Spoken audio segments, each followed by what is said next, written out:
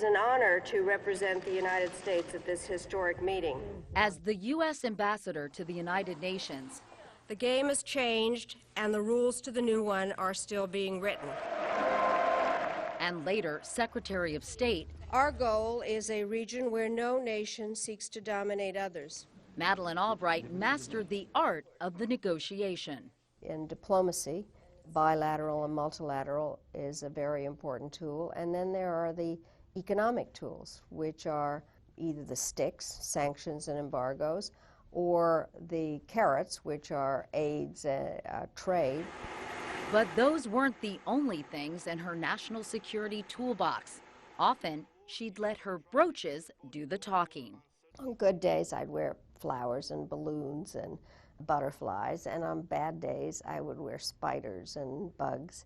Every day when you decide to wear a brooch, do you say, I want to communicate this today, or I feel that today?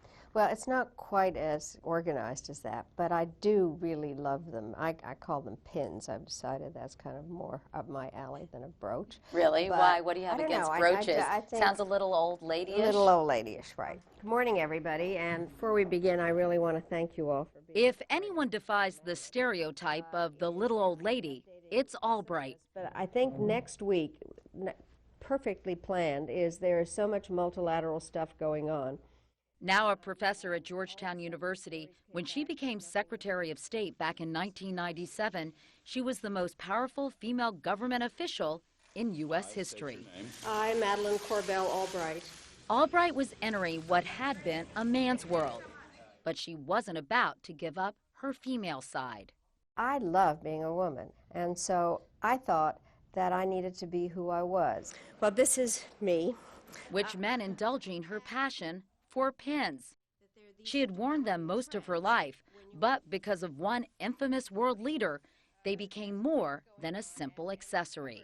Saddam Hussein called me a serpent when I was ambassador at the United Nations. And I happened to have a snake pin that I had gotten. That's an antique pin, very pretty. And I decided to wear it whenever we did something on Iraq. From then on, pins became part of her diplomatic arsenal. And so when people would say, "What are you doing today?" I'd say, "Read my pins."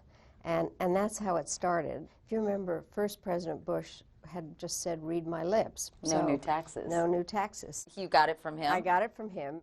Read My Pins is the title of Albright's new book.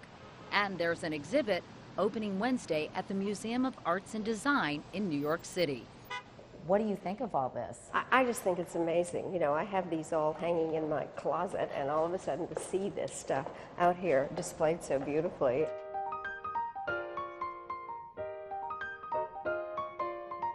There are more than 300 in her collection.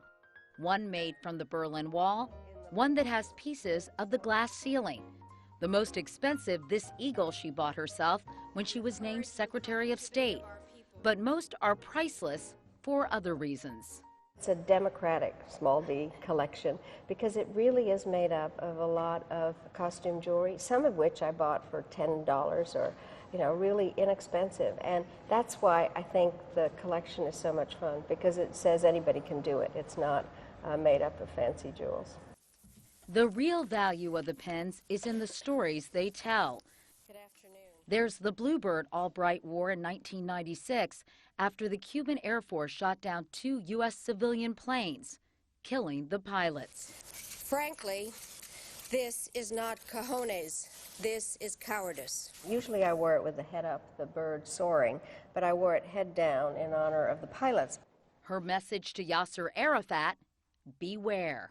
Because we were doing a little bit of stinging along the way.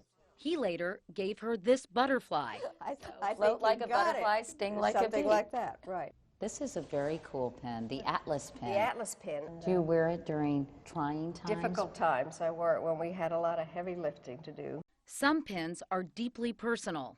I wear this every Valentine's Day, and it was made by my daughter Katie when she was 5 years old.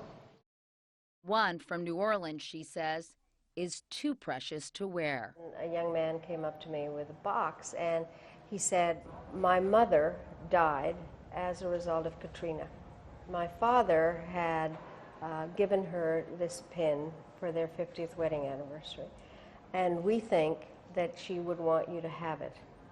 And I was undone. I really was undone.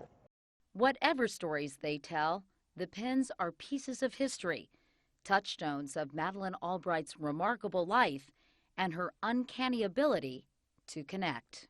I fully believe that as complicated as the issues are, that ultimately it does come down to relationships. So the pins are just a great way of breaking the ice. You think this is fabulous, seriously?